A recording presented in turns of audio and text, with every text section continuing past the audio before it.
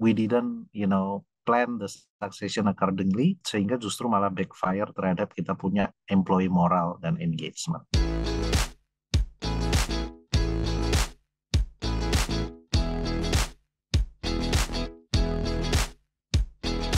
Oke, boleh kita sapa dulu ya untuk speaker kita hari ini. Selamat sore, Pak Yanuar. Halo, selamat sore. Karena banyak banget nih ada pertanyaan dari succession plan dan juga IDP karena sesuai dengan topik kita di hari ini.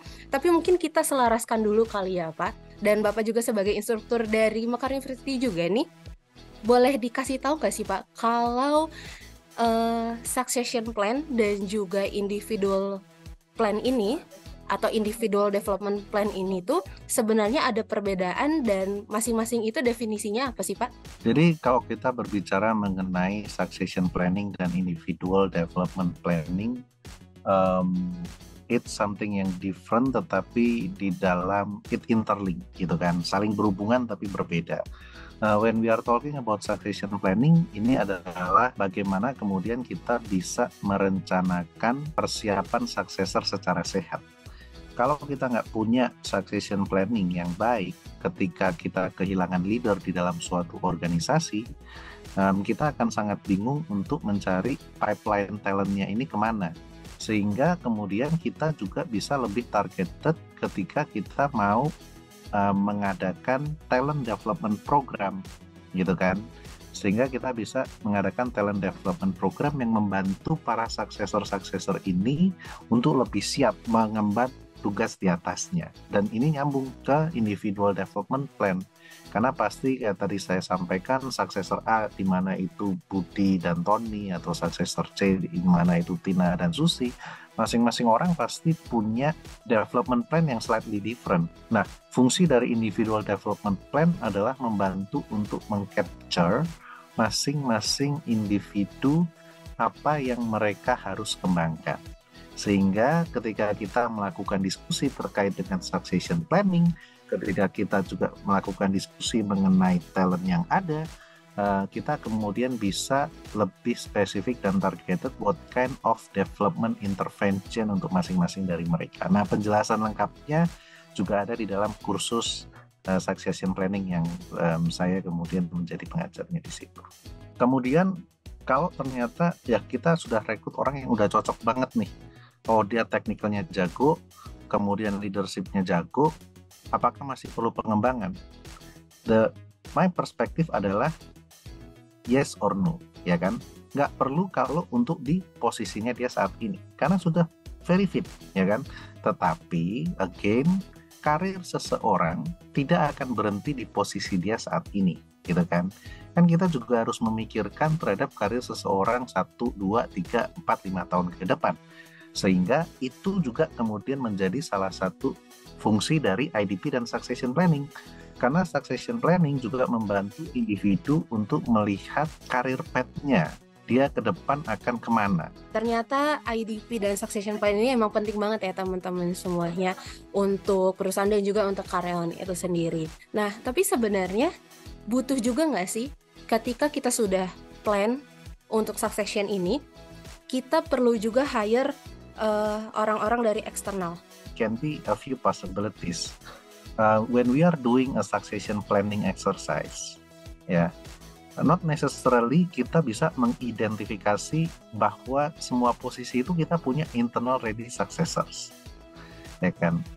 Nggak ada garansi, oh ya let's do succession planning exercise dan masing-masing dengan cantiknya, oh box ini kita masing-masing punya 2 atau 3 successor. Enggak, there is no guarantee on that. Actually this exercise akan membantu kita untuk mengetahui the healthiness of our internal talent pipelining, gitu kan. Internal talent pipeline kita sesehat apa? Apakah kita memang punya banyak talent potensial yang siap untuk menggantikan posisi di atasnya, atau ternyata ketika kita potret we lack of talent, gitu. Sehingga it depends. Kalau memang ketika kita setelah melakukan succession planning exercise and we found out bahwa posisi ini kita kekurangan orang, padahal ini posisi yang cukup critical dan kita nggak bisa afford a long term vacancy, makanya kita butuh backup dan kita nggak punya backup, dan external recruiter masih dibutuhkan.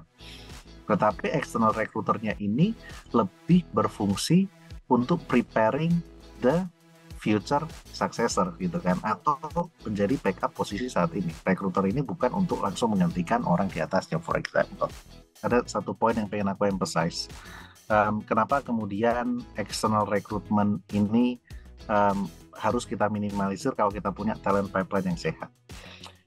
One important reason adalah salah satu cara untuk kita mengengage kita punya karyawan saat ini, terutama generasi-generasi muda, is not all about money, tetapi bagaimana kita mengengage mereka itu juga dengan giving them the understanding how they can grow within the company, ya kan, career path-nya seperti apa, opportunity berkembangnya seperti apa, di mana IDP dan juga succession planning exercise akan membantu. Tetapi ketika for whatever reason posisi di atasnya kosong, kemudian kita bawa orang dari luar, what would that actually affecting the moral of our employee, ya kan? Pastinya orang-orang yang bertanya-tanya, loh, kok we are trying our best, kita sudah bisa mengerjakan pekerjaan atasan kita sudah ready untuk itu, loh, kenapa kok masih aja diambil orang dari luar? Then what would be my future in the company? And then that would also create people who left the company. Nah, ini kan tentunya kita nggak mau gitu ya, kehilangan talent-talent yang bagus, talent-talent yang ready just because we didn't plan the succession accordingly, sehingga justru malah backfire terhadap kita punya employee moral dan engagement. All of the HR project need to start with the culture building awareness. Dan awareness ini di semua layer of the organization. Kita harus bisa convince our top stakeholder bahwa project ini penting untuk healthiness of the organization in terms of talent pipelining. Kita juga harus bisa menjelaskan kepada semua karyawan why they need to put their IDP.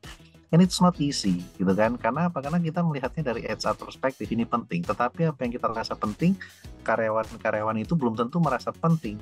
Sehingga communication plan, engagement plan, insentifikasi untuk mereka juga sometimes it can be needed gitu untuk membantu changing their mindset, changing their behavior, sehingga kita bisa create development culture within the organization. Wah, setuju banget sih Pak. Ya, apalagi yang time sih. Mungkin ini kayaknya permasalahan umum ya Pak ya. Kayak aduh, tim aku aja ini goals sama targetnya udah banyak banget, jangan ditambah-tambah dong goals untuk diri sendiri. Biasanya kayak gitu ya Pak ya. Padahal kan sisi HR tuh justru perhatian ya Pak, kalau kamu melakukan ini akan lebih bagus lagi loh kalau misalnya ternyata kamu menyelesaikan beberapa plan untuk development pengembangan diri. Sebenarnya kayak gitu ya Pak ya. Ya. Nah, tapi sebenarnya ada solusinya nggak sih Pak? Terutama untuk yang time itu. Biasanya suka jadi excuse nggak sih Pak? I mean, at the end of the day, we need to make time to have time. Makanya dari kita, dari HR, what we need to do adalah we need to be able to deliver the values gitu loh. Ketika orang sudah tahu dan merasakan manfaatnya, then the willingness itu akan coming from within. Tanpa disuruh pun mereka akan melakukan. Kenapa? Karena they see the benefit. Whenever they are not able to see the benefit, whenever they are not able to understand why they need to do a particular things, ya akan susah untuk kita merubah behavior. Again, cara untuk merubah behavior ya kita harus merubah mindset gitu kan. And then mindset changing is not something yang kita bisa build overnight. Tetapi tetap the low hanging fruit menurutku adalah once kita bisa kasih the intangible impact and values for that particular individual, then individual juga akan mau.